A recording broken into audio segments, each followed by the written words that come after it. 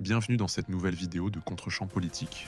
Le 10 février 2026, les auditeurs de France Inter ont eu une mauvaise surprise. Patrick Cohen, payé par vos impôts sur la première matinale de France, publie un éditorial sur Jack Lang.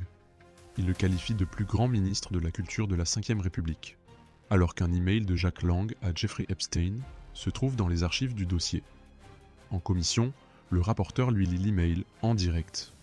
Sa réponse va vous laisser sans voix. Ce qui se passe à l'Assemblée vous concerne, abonnez-vous, on vous montre tout. Un autre point, une autre question, et promis, je serai synthétique, il m'en reste plus beaucoup. Je vois que le temps s'allonge et je vous remercie en tout cas pour votre patience et l'ensemble de vos réponses. Il y a quelques jours, le 10 février, les auditeurs de France Inter ont eu la mauvaise surprise, on peut le dire, d'entendre Patrick Cohen qui relativisait le scandale concernant Jack Lang. Selon lui, les critiques seraient à la fois unanimes mais aussi excessives. Il affirme que Jack Lang ne serait accusé, je cite, que de fraude fiscale. Dans son éditorial, Patrick Cohen ajoute que, je le cite, l'homme et son œuvre ne méritaient pas le déshonneur, allant jusqu'à le qualifier, je cite encore, de plus grand ministre de la culture de la Ve République, mais aussi le plus ardent, le plus audacieux, le plus créatif. Fin de la citation. Jack Lang, manifestement, et on peut le comprendre, a été très satisfait par cet édito, puisqu'il a lui-même relayé cet éditorial de Patrick Cohen sur ses propres réseaux sociaux, sous le titre « Ombre et lumière ». Alors, je rappelle qu'au-delà des accusations de blanchiment d'argent et de détournement de fonds publics dont fait l'objet Jack Lang, il y a un email intitulé « Petit Prince » qui a été révélé sur le site du FBI, qui est particulièrement choquant. Il a été retrouvé dans les échanges entre Jeffrey Epstein et Jack Lang, et ce dernier lui écrit, je cite, « L'enfant doit-il être initié à la religion, à de nouvelles sexualités, testé, à quelle fréquence, test standardisé ?» Fin de la citation. À ce moment-là, M. Cohen avait connaissance de cet email. D'ailleurs, M. Fogiel avait interrogé, je crois que c'était une antenne sur RTL, sur l'existence de cet email. Est-ce que vous trouvez normal que sur la première matinale de France, un éditorialiste qui est payé par l'impôt des Français rende un tel hommage à une personnalité aujourd'hui aussi contestée pour des motifs qui écœurent, et le mot est faible, des millions de Français? Je vais laisser Céline compléter. Il me semble néanmoins qu'à l'intérieur de cet édito de Patrick Cohen, il dit qu'il était inexcusable dans les faits. Ça, c'est une chose. Par ailleurs, ça me permet de vous signaler d'écouter la revue de presse de Noor Hamadi une heure après, qui est très sévère sur le sujet et sur le thème qui compense, et l'ensemble des journaux de la matinée qui sont sans concession.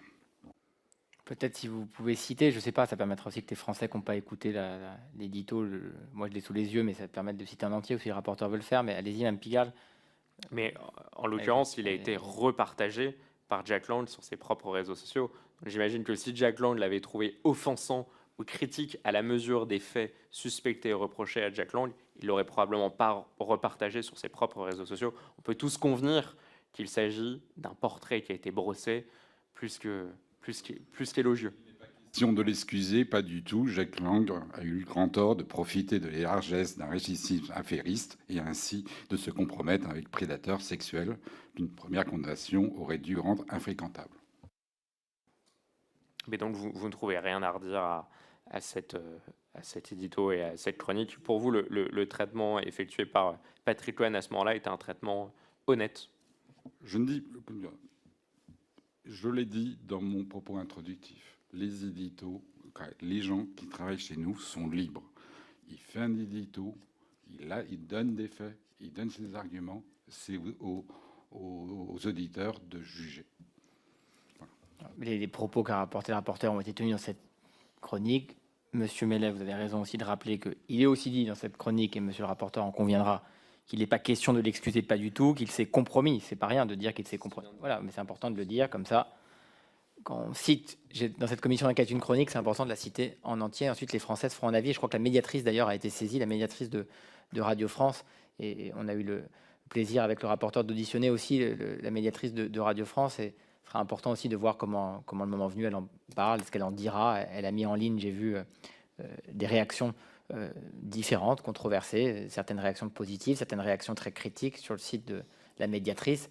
Et le moment venu, j'imagine que peut-être, comme elle l'a fait sur d'autres sujets, elle aura l'occasion de s'expliquer comme elle le fait pour aider aussi les Français à décrypter ces sujets-là, et en l'occurrence cette chronique. Monsieur le rapporteur. Merci, Monsieur le Président. Si le traitement de cette information de la part de Patrick Cohen avait été parfaitement équilibré, je ne pense pas que, 1, ça aurait suscité un tel émoi de la part de beaucoup de Français, et que 2, Jack Lang l'aurait repartagé, ce même édito, sur ses propres réseaux sociaux.